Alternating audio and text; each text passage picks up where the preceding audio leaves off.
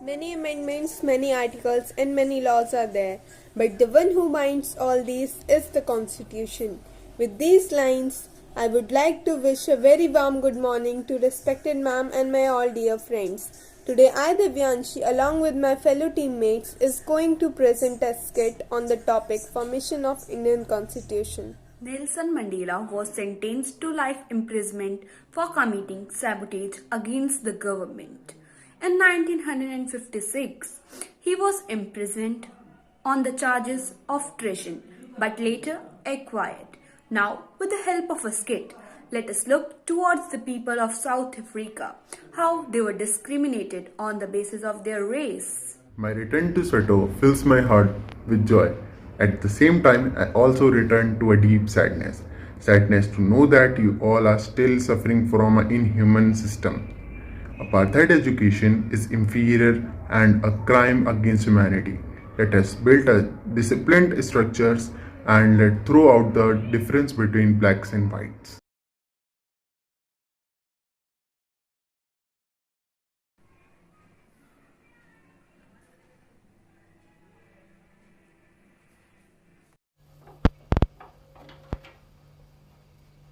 Are not allowed to enter this church because you belong to black community.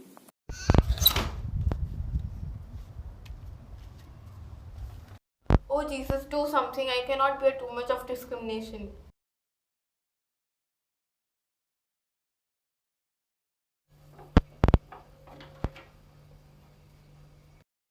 Don't you know you are not allowed to enter this library? This is for whites only.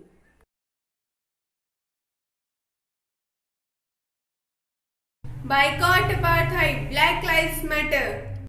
For freedom, we shall lie down our lives. Struggle continues.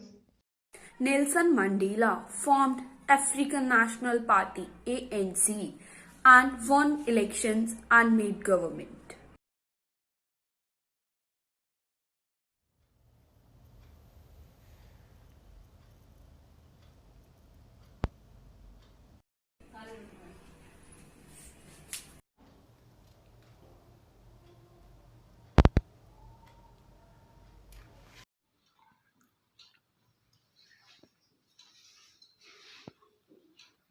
The party that ruled through oppression and brutal killings, and the party that led to the freedom struggle sat together to draw up a common constitution. South Africa's constitution was a big advantage for the makers of Indian constitution. Instead of South Africa, other countries also gave idea for the making of Indian constitution.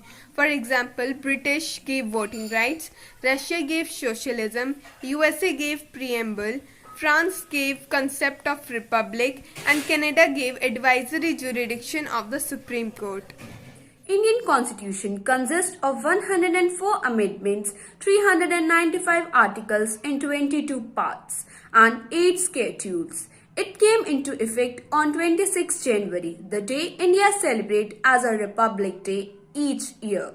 Now, let us look towards the member of Constituent Assembly, who all were involved in making the Indian Constitution. Firstly, let's look who was Dr. B.R. Ambedkar. I am Dr. B.R. Ambedkar, Chairman of Drafting Committee. According to me, no caste, no inequality, and no superiority. All are equal. From my point of view, all human beings are equal and no one should be discriminated.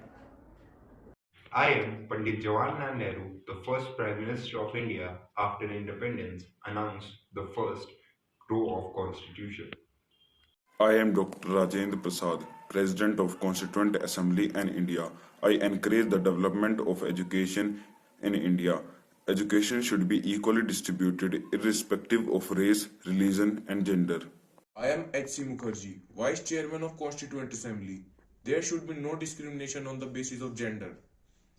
I, Sardar Vallabhbhai Patel, Home Minister of India as well as part of Constituent Assembly, I advise members to adopt some types of fundamental rights. I am Mohandas Karamchand Gandhi. A constituent assembly not just produces a constitution but also solves communal problems. All communities should be represented equal.